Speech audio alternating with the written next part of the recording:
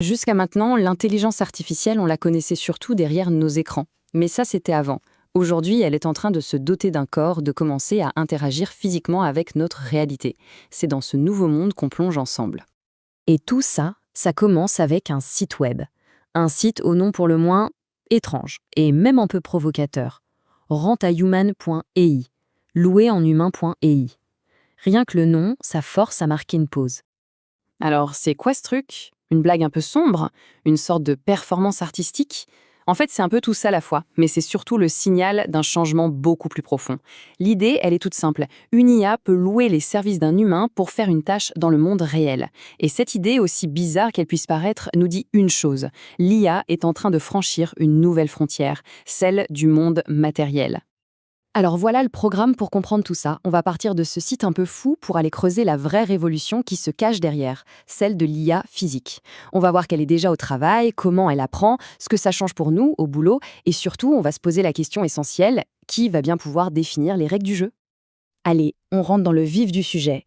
Parce que si l'idée de louer des humains est marquante, la vraie révolution, c'est que bientôt, l'IA n'en aura plus du tout besoin. C'est le début de ce qu'on appelle l'IA physique. En gros, après les mots et les images, l'IA s'attaque maintenant aux atomes. Mais qu'est-ce que ça veut dire au juste IA physique? Attention, on ne parle pas des vieux robots d'usine qui répètent le même geste à l'infini.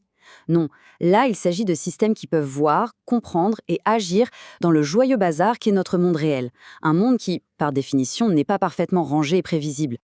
Et ça illustre parfaitement le défi. C'est le fameux paradoxe de mort avec. En gros, ce qui est très dur pour notre cerveau, comme battre le champion du monde aux échecs, c'est devenu facile pour une IA. Par contre, ce qui nous paraît simple, presque inné, comme attraper une tasse, c'est d'une complexité folle pour une machine. Eh bien, c'est exactement ce paradoxe que l'IA physique est en train de résoudre. Et c'est vraiment là que tout se joue. On passe d'une automatisation rigide, celle des bras robotiques un peu bêtes des chaînes de montage, à une autonomie qui s'adapte. Ces nouvelles machines, elles n'exécutent pas juste un programme, elles apprennent en permanence pour gérer l'imprévu. Bon, tout ça, c'est bien beau en théorie, mais concrètement, ça donne quoi? Parce que non, ce n'est pas de la science-fiction. Des géants de l'industrie sont déjà en train de déployer cette technologie pour faire des choses qu'on pensait impossibles à automatiser il y a à peine 2 ans. Premier exemple, et pas des moindres, Amazon, avec son projet Sparrow. Là, on ne parle plus de simples robots qui poussent des étagères dans des entrepôts géants. On passe à un tout autre niveau. Au cœur de cette révolution, il y a un seul chiffre qui change absolument tout. 65%. Et ce n'est pas juste un pourcentage, c'est une statistique qui est en train de redéfinir la logistique mondiale. Alors, ce 65%, qu'est-ce que ça veut dire au juste? Ça veut dire que le bras robotique Sparrow est capable d'identifier, d'attraper et de manipuler 65% des millions de produits différents qui sont en stock chez Amazon. C'est une prouesse incroyable qui est possible non pas grâce à un code rigide, mais grâce à l'IA générative et à la vision par ordinateur qui lui permettent d'apprendre sans cesse à manipuler de nouveaux objets. Deuxième exemple, on change complètement d'échelle. Foxconn, l'entreprise qui assemble la plupart de nos téléphones, de nos ordinateurs. Ici, le défi, ce n'est plus la variété, c'est la précision extrême, la manipulation de composants minuscules et fragiles. Comment on fait pour apprendre à un robot à insérer un tout petit câble souple sans rien casser?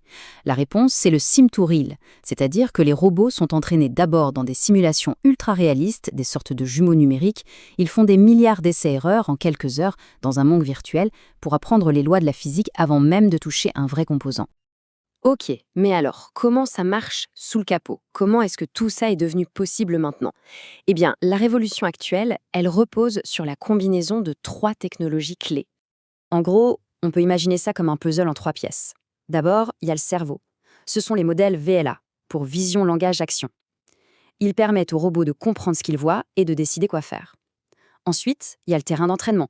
C'est le sim-to-real dont on vient de parler, le simulateur où le robot s'entraîne. Et enfin, il y a la plomberie. C'est un protocole, le MCP, qui agit comme une sorte de traducteur universel pour que n'importe quelle IA puisse parler à n'importe quel robot.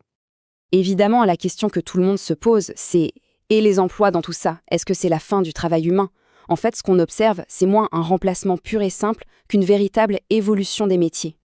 Et pour ça, le cas d'Amazon est super intéressant. L'arrivée de ces robots intelligents n'a pas seulement supprimé des postes, elle a surtout créé de nouveaux besoins. Résultat, une augmentation de 30% des postes plus qualifiés, comme les ingénieurs de maintenance ou les superviseurs de ces systèmes automatisés. Ce qu'on voit apparaître, en fait, c'est un tout nouveau métier. On ne parle plus de l'opérateur qui fait la tâche, mais de l'architecte d'automatisation qui va concevoir, entraîner et collaborer avec toute une flotte de machines intelligentes. C'est un changement de posture complet. Et attention, parce que cette technologie, elle ne va pas rester dans les entrepôts. Elle arrive dans des environnements où l'enjeu est bien plus critique, comme les hôpitaux, pour le transport de médicaments, l'aide aux soins ou même l'assistance en chirurgie. Et là, évidemment, la marge d'erreur est quasi nulle. Et tout ça, ça nous amène à la dernière question, et c'est peut-être la plus cruciale. On quitte un peu la technologie pour parler de responsabilité, de société. Parce que là, il faut bien saisir que la nature du risque change complètement. Tant qu'une IA se contentait d'écrire un email ou de recommander un film, une erreur avait des conséquences informationnelles. Mais avec une IA qui a un corps, l'erreur devient matérielle. Elle a un impact direct sur le monde physique. Cette phrase, elle résume tout. Un bug, ce n'est plus un logiciel qui plante, c'est un objet qui peut se casser. Un délai de quelques millisecondes, ce n'est plus juste un petit lag, ça peut causer une blessure. L'échelle des conséquences n'est plus du tout la même. Et là, on touche au cœur du problème. Dans ce nouveau monde, qui est responsable? Quand un système qui apprend tout seul, qui se met à jour en permanence, commet une erreur, vers qui on se tourne? Le fabricant? Le développeur de l'IA? L'utilisateur? C'est un véritable casse-tête juridique et éthique. Au final, ce petit site web, rentahuman.ai, ce n'était qu'un point de départ. Ce qu'on a vu, c'est que la question n'est plus de savoir si les IA auront un corps. C'est déjà en train d'arriver. La vraie question, celle qu'on doit tous se poser maintenant, c'est qui va écrire les règles du jeu? Qui va définir les lois de la robotique pour ce nouveau monde?